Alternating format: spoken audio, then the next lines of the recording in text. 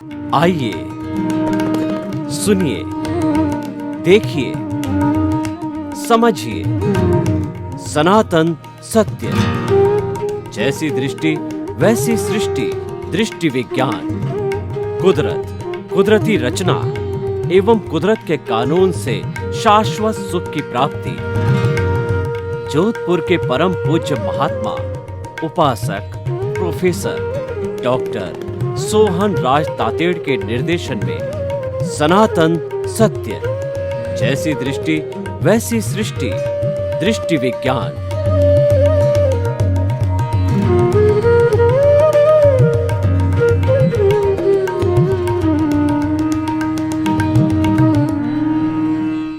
भाई और बहनों, मातृशक्ति को नमन। स्टूडियो में आपका हार्दिक स्वागत है, अभिनंदन है, सत्कार है। आत्मविज्ञान साइंस ऑफ द सोल कार्यक्रम के अंतर्गत हम आपको सही दृष्टि, सही सोच, राइट विजन, राइट थिंकिंग के तहत सच्चाई क्या है, अल्टीमेट ट्रुथ क्या है, कुदरत, कुदरती रचना और कुदरत का कानून क्या है वो बताते हैं। और अल्टीमेट ट्रुथ, सनातन सत्य और जो है वो सार्वभौम सत्य दिखा करके, बता करके आपको जो है शाश्वत सुख देना चाहते हैं, आपको सम्यक दर्शन देना चाहते हैं। यही हमारा मुख्य उद्देश्य है। आपको सच्ची सच्ची बात बताना चाहते हैं और ये सारा कार्य जो है हम अलग अलग एपिसोड्स के माध्यम से आप तक परोसते हैं। तो आज हमारा बहुत ही सुंदर विषय लघुता प्रभुता। भाई और बहनों, बहुत ही सुंदर विषय है। लघुता का अर्थ हो गया कि व्यक्ति विनयशील रहे और व्यक्ति अपने आप को बहुत बड़ा ना समझे, सुपीरियरिटी कॉम्प्लेक्स ना हो। व्यक्ति अपने आप को अहंकारी नहीं समझे, अपने आप को बहुत बड़ा ना समझे, अपने आप को एक सामान्य रूप में प्रस्तुत करे, विनयशीलता के रूप में प्रस्तुत करे, तो वह लघुता कहलाती है। और प्रभुता वह होती है, आदमी अपने आप को सुपीरियर समझता है। आदमी अपने आप को जो है वो दिखाता है कि मैं बहुत बड़ा व्यक्ति हूँ, बहुत बड़ा कुबेरपति हूँ, बहुत बड़ा धनवान हूँ, बहुत बड़ा नेता हूँ, बहुत बड़ा विद्वान हूँ। वो प्रभुता आती है। और ऐसा कहा जाता है कि लघुता के करीब प्रभु और प्रभुता से प्रभु दूर।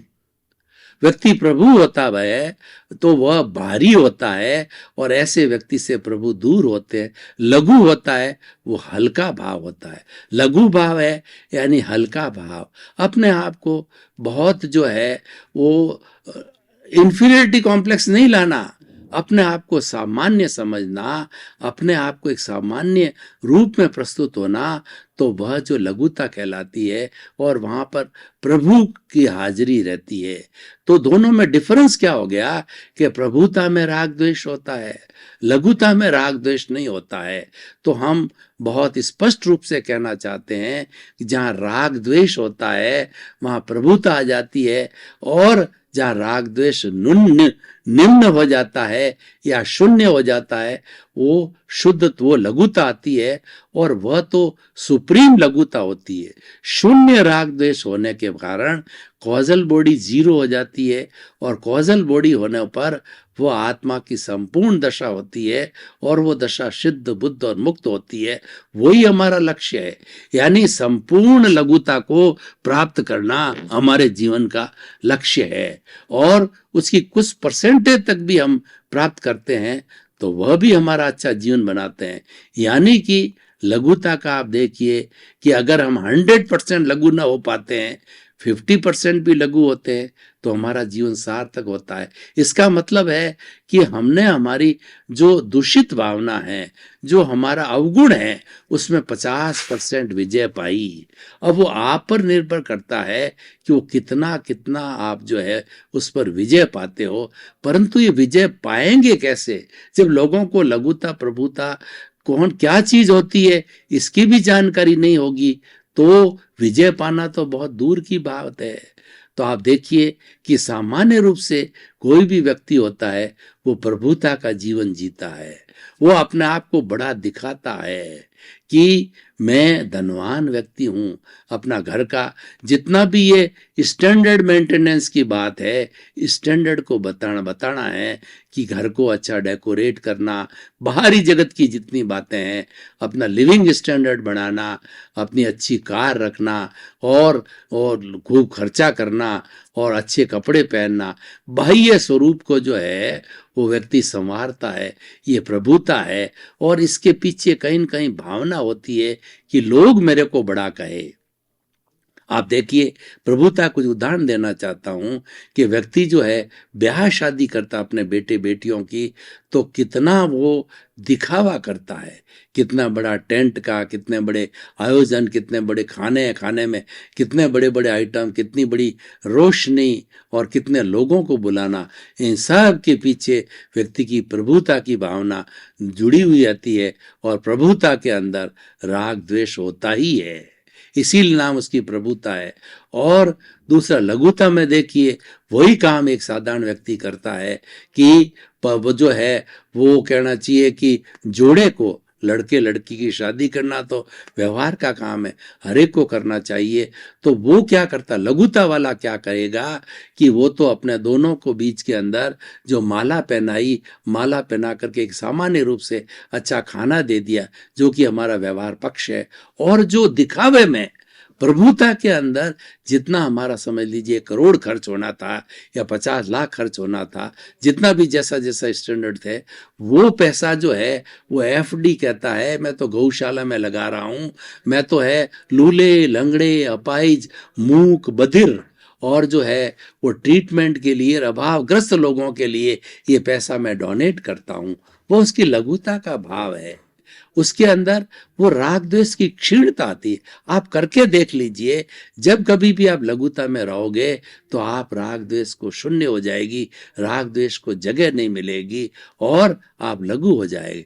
लघु का देखिए एक सबसे बड़ा ये अपने आप को ये चिंतन करना कि 7 अरब की जनसंख्या का सबसे छोटा मनुष्य मैं हूं। इसका अर्थ ये नहीं कि इन्फीरियरिटी हूं, मैं पागल हूं, या जो है मैं, मेरे को कोई भान नहीं है, मैं कुछ जानता नहीं हूं। मतलब इन्फीरियरिटी का प्रश्न नहीं है।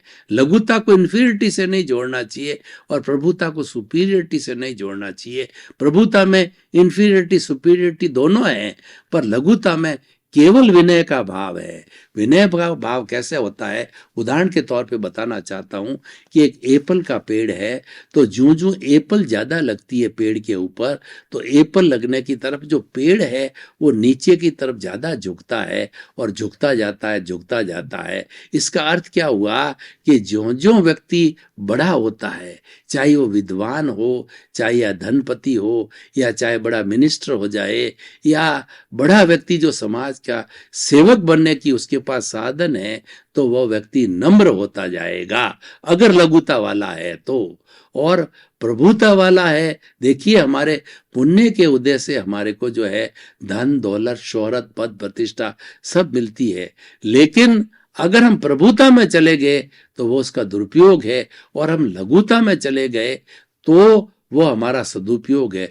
लघुता में जाना पुरुषार्थ है और प्रभुता में जाना जो है वह हमारा परिणाम है। वो हम पीछे से लेकर के आए हैं और वो पीछे से ऑटोमेटिकली ये अपने आप करा देगा, क्योंकि ये जितना भी धन दौलत शोहरत होती है, ये क्रोध अहंकार माया लोभ को साथ लेकर के आती है। लेकिन पुरुषार्थ जो होता है व्यक्ति का, कि होते हुए भी जो है वो पुरुषार्थ होता है, वो व्यक्ति चेतना में चला जाता है, वह व्यक्ति जो है स्वभाव में चला जाएगा। वो चिंतन करने लगेगा कि ये मुझे पुण्य से शोहरत बंगला घोड़ा और ये इतना मिला है, ये सब नाशवान है, इसका मुझे सदुपयोग करना चाहिए। मैं कुछ उदाहरण देना चाहता हूँ।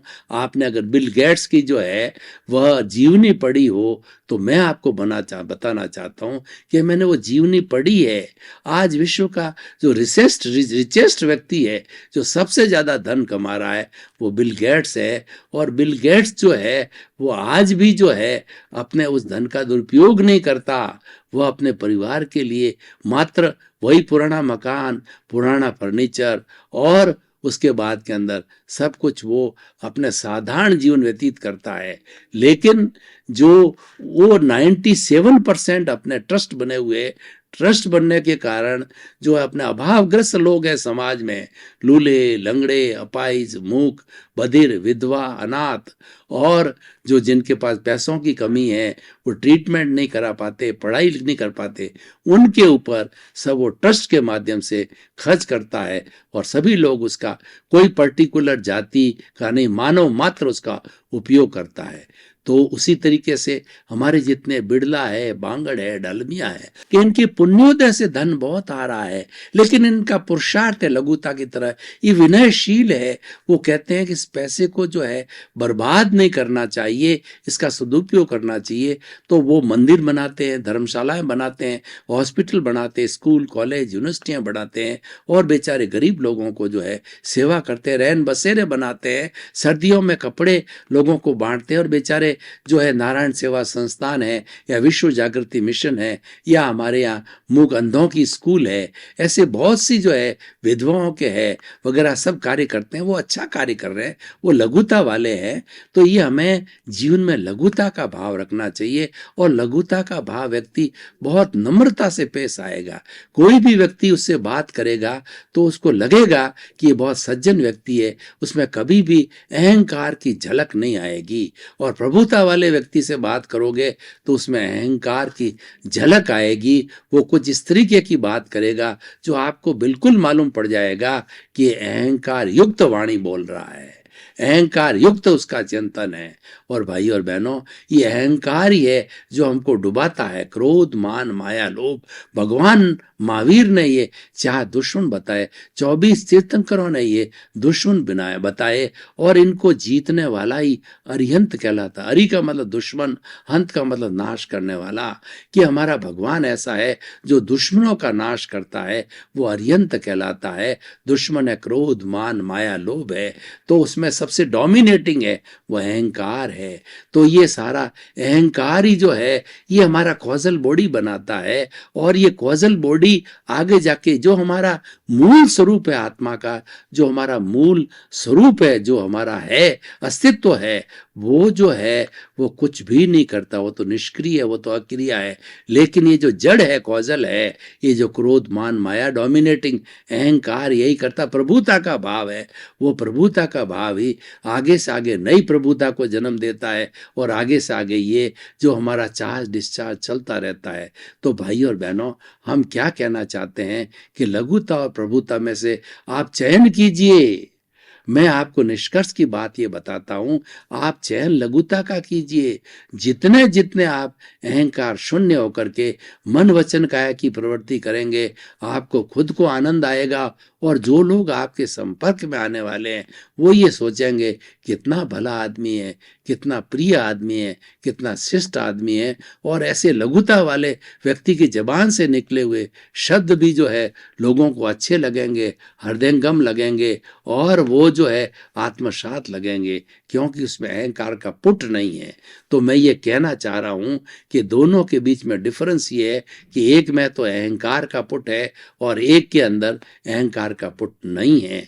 लघुता में अहंकार का पुट नहीं है, और ये चंडाल चौकड़ी है, क्रोध, मान, माया, लोभ। अगर आपने एक को एंट्री दी है तो बैकडोर एंट्री से बिना कुछ दिखे हुए तीनों ऑटोमेटिकली आ जाएंगे, क्योंकि वो चारों का पैक्ट है। ये चंडाल चौकड़ी है, ये चारों साथ आती है। मैं आपको उदाहरण देना चाहता हूं कि मान लीजिए कोई व्यक्ति कुबेरपति है, तो कुबेरपति ने अहंकार चालू किया कि मैं धनपति हूं, मैं करोड़पति हूं, मैं अरबपति हूं, और मैं देखिए लोगों को इतना डोनेशन करता हूं, मैं ऐसा कर रहा हूं।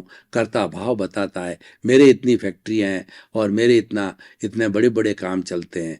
जब ये बताने लगता है तो ये अहंकार हो गया। तो ये निश्चित मान के चलिए कि उस व्यक्ति को अगर लोग जो है तवज्जो नहीं देंगे तो उसको क्रोध आएगा। अच्छा, और दूसरा, ये जो धन दौलत जो पैदा होती है बिना माया के पैदा नहीं होती है, बिना कूट माप छल कपट किए हुए इतनी बड़ी धन दौलत नहीं होती है। ऐसा कभी नहीं होता कि सीधे सीधे आती है, तो जरूर उसके अंदर कहीं होता है। और लोभ तो इसका लक्षण है, क्योंकि धन को संग्रह करना, लोभ के बिना संग्रह होता ही नहीं है।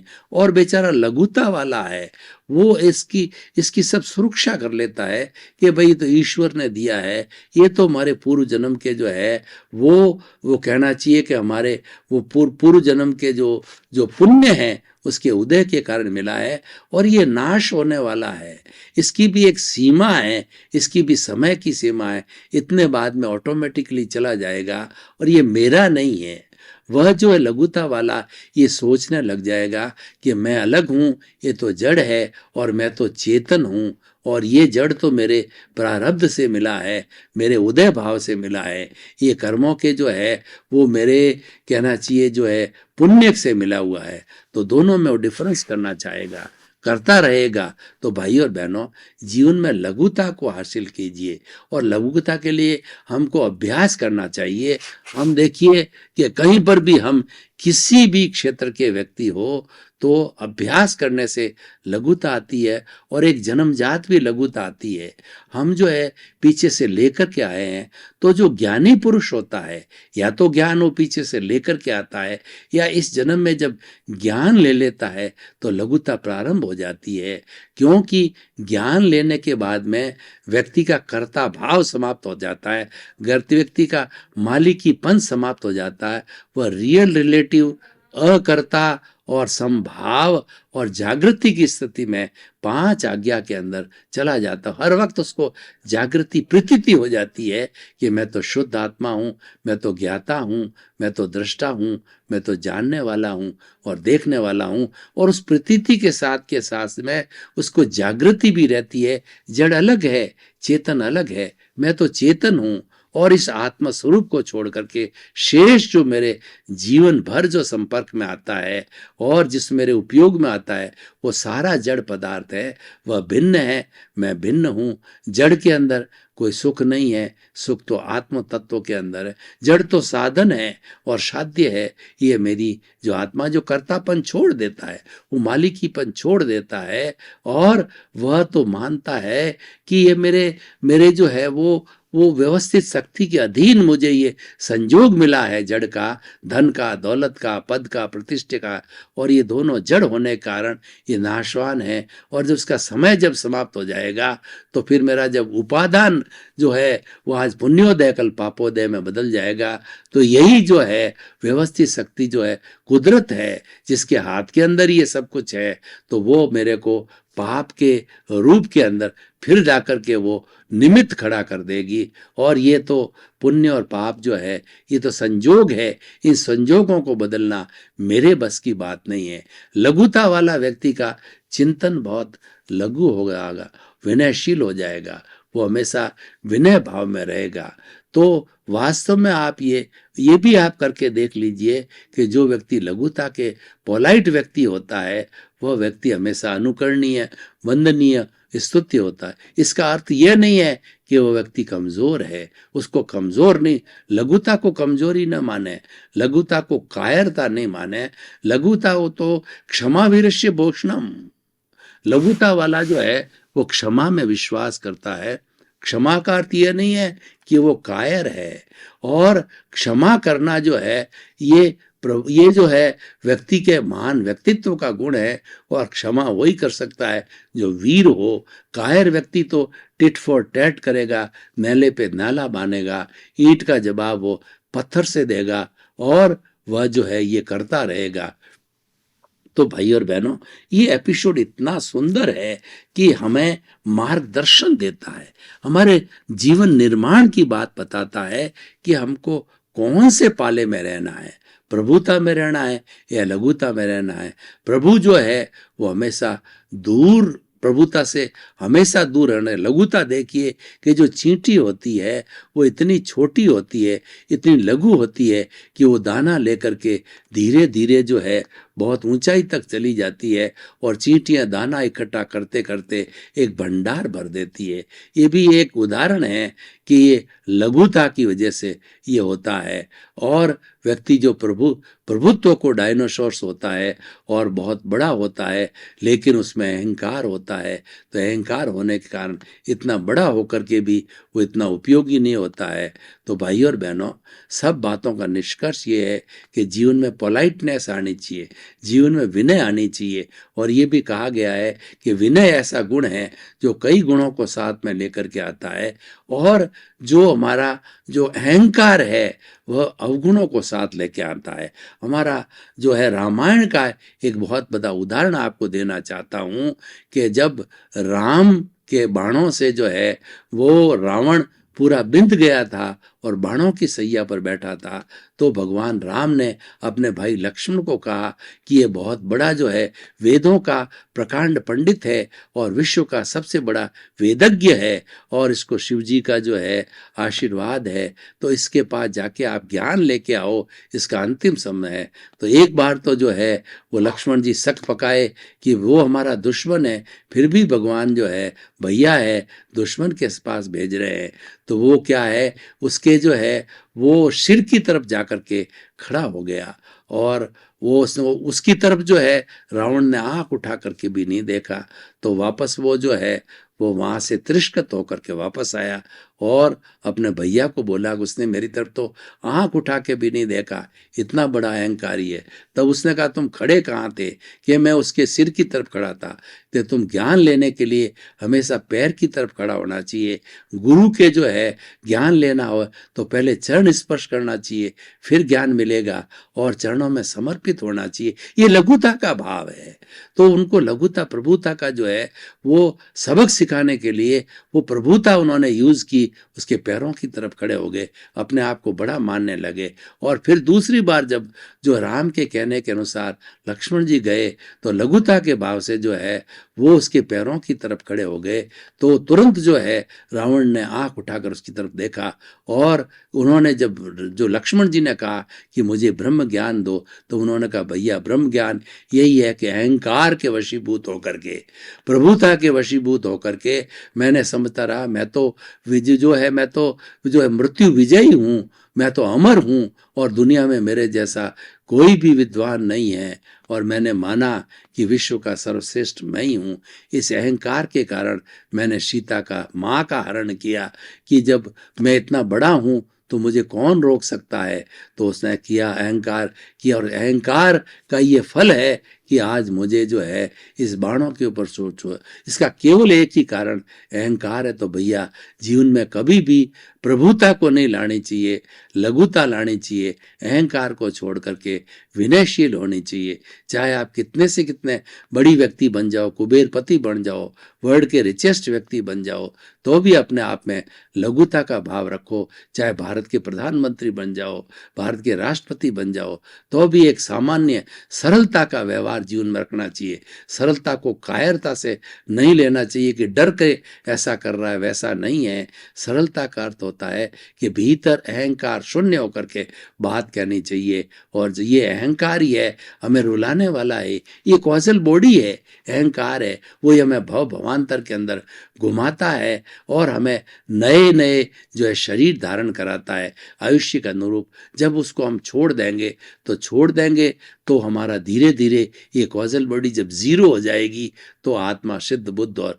मुक्त बन जाएगी। आत्मा की हाजिरी इसके साथ तभी है जब ये इसके साथ जुड़ा हुआ है, और जब कॉजल बॉडी हटी तो आत्मा शुद्ध हो गई, और शुद्ध होकर के सिद्ध बुद्ध मुक्त बन जाती है। दोनों आपस के अंदर ये बहुत फेविकोल की तरह चिपके हुए हैं।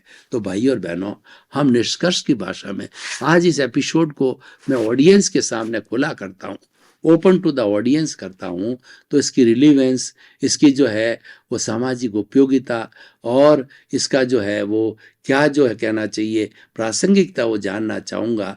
तो निष्कर्ष ये निकलेगा कि आज सिनेरियो के अंदर, हमारे जो वर्तमान परिप्रेक्ष्य में चाहे विश्व स्तर पर देखिए तो प्रभुता के कारण ये सब प्रॉब्लम खड़ी हुई है। अहंकार के कारण ये जो है आतंकवाद खड़ा हो गया। कुछ लोग एक साधारण 1% से भी कम तबका है, बड़ी बड़ी जो ये आतंकवादी गिरोह है, आतंकवादी देश है या आतंकवादी लोग है, ये कहीं न कहीं ये बताना चाहते हैं हम ताकतवर है, हम पैसे वाले हैं, हम जो है वो बहुत बड़े पावर वाले हैं। आपका बहुत बहुत धन्यवाद। आप हमारा आत्मविज्ञान कार्यक्रम प्रतिदिन देख रहे हो। ये आप कल्याण करने वाला है, ये प्योर सत्संग है, ये आत्मरमण करने वाला है, आपके स्वरूप की जानकारी कराने वाला, मैं कौन हूँ इसकी जानकारी कराने वाला है। और ये जानकारी आपको प्राप्त हो गई, समझ लीजिए आपका जीवन का लक्ष्य आपको मिल गया। सर्वे भवन्तु सुखिनः, सर्वे भवन्तु निरामया। इसी क्रम में आपका जीवन आनंदमय हो, मंगलमय हो। आपके प्रति बहुत बहुत शुभकामनाएं।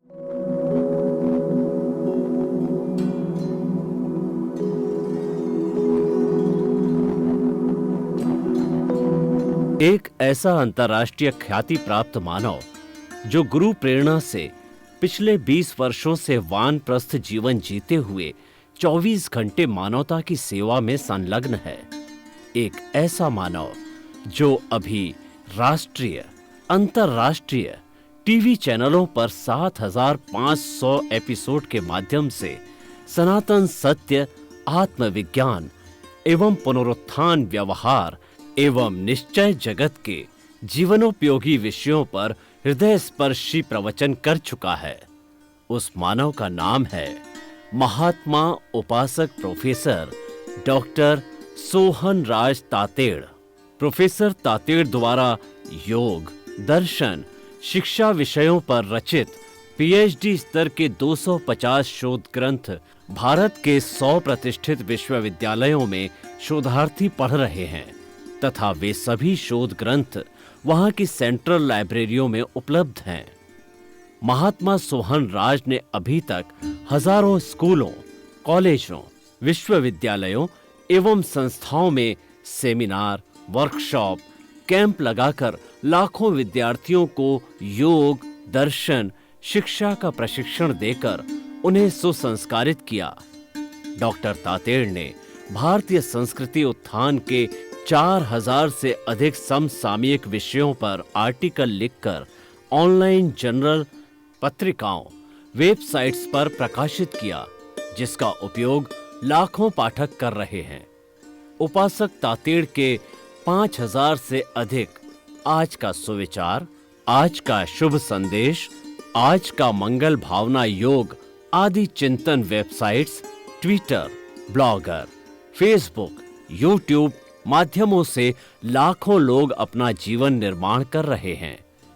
मानवता के मसीहा ऐसे महामानव महात्मा सोहन राज तातेड़ के प्रोफाइल को अभी तक विश्व के 20 लाख दर्शक यूट्यूब पर, 12 लाख गूगल पर एवं लाखों दर्शक फेसबुक, ब्लॉगर, ट्विटर और इंस्टाग्राम पर देख चुके हैं।